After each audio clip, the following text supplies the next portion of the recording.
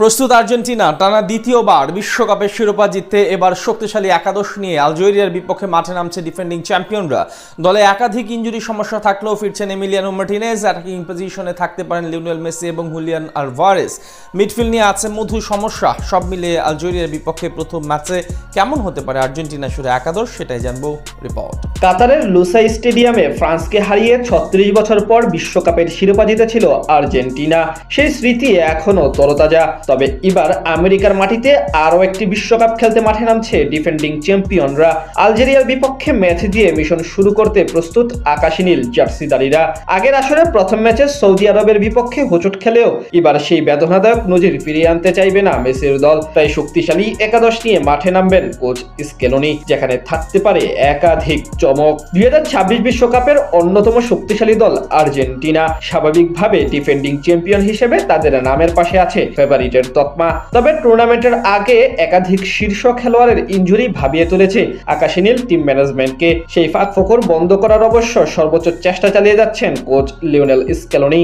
এর মাঝে স্বস্তির খবর মার্টিনেজের ফিট হওয়া। ক্লাব ডিউটি পালন করার সময় হাতের ইনজুরিতে পড়েছিলেন এমিলিয়ানো মার্টিনেজ। বিশ্বকাপের প্রথম ম্যাচের আগে সুস্থ হয়ে উঠেছেন তিনি। জানা গেছে আলজেরিয়ার বিপক্ষে প্রথম ম্যাচে আকাশী নীলদের গোলবারের দায়িত্ব নিতে প্রস্তুত মার্টিনেজ। আলজেরিয়ার বিপক্ষে ম্যাচের আগে বড় দুশ্চিন্তা লেফট ব্যাক তাগলিয়াফিকোর ইনজুরি। এই ম্যাচে পাওয়া যাবে না তাকে। তার বদলে এই পজিশনে খেলানো হতে পারে লিসান্দ্রো মার্টিনেজকে, কারণ এই মুহূর্তে বিকল্প হিসেবে আর কেউ নেই স্কোয়াডে।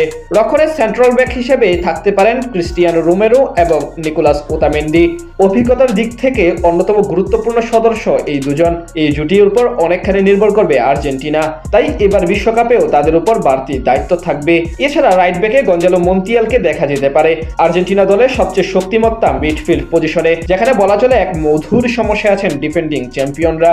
একসাথে একাধিক তারকা আছেন চেনা ফর্মে, সেখান থেকে 4 জনকে বেছে নিতে হবে স্কেলোনিকে। সেই তালিকায় প্রথম নাম হিসেবে থাকতে পারেন অভিজ্ঞ রদ্রিগো দি পল। এবার আসলে আর্জেন্টিনা দলের অন্যতম তাৎপর্যপূর্ণ সদস্য এই ডিফেন্সিভ মিডফিল্ডার। তার উপর অনেকখানি নির্ভর করবে দলের সাফল্য।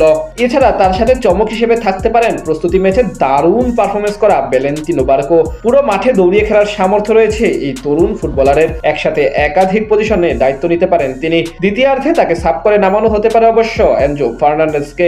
এছাড়া একাদশে অ্যাটাকিং মিডফিল্ডার হিসেবে থাকতে পারেন লিয়ান্দ্রো প্যারাদেস এবং অ্যালেক্সিস ম্যাকঅ্যালিস্টার। আলজেরিয়ার বিপক্ষে দুজন স্ট্রাইকার নিয়ে একাদশ সাজাতে পারেন কোচ স্কেলোনি। সেক্ষেত্রে প্রধান তারকা লিওনেল মেসি থাকবেন সেন্ট্রাল ফরওয়ার্ড হিসেবে। তা অনেকটাই অনুমেয়। নিজের শেষ বিশ্বকাপে কেমন করেন মেসি সেটি দেখার পালা। তার সঙ্গে জুটি করতে পারেন কাতার বিশ্বকাপের অন্যতম সেরা পারফর্মার হুলিয়ান আলভারেজ। চোটের কারণে প্রস্তুতি ম্যাচে জুটিতে না নামলেও মূল ম্যাচের আগে সুস্থ হয়ে উঠেছেন অ্যাটলেটিকো মাদ্রিদের এই তারকা।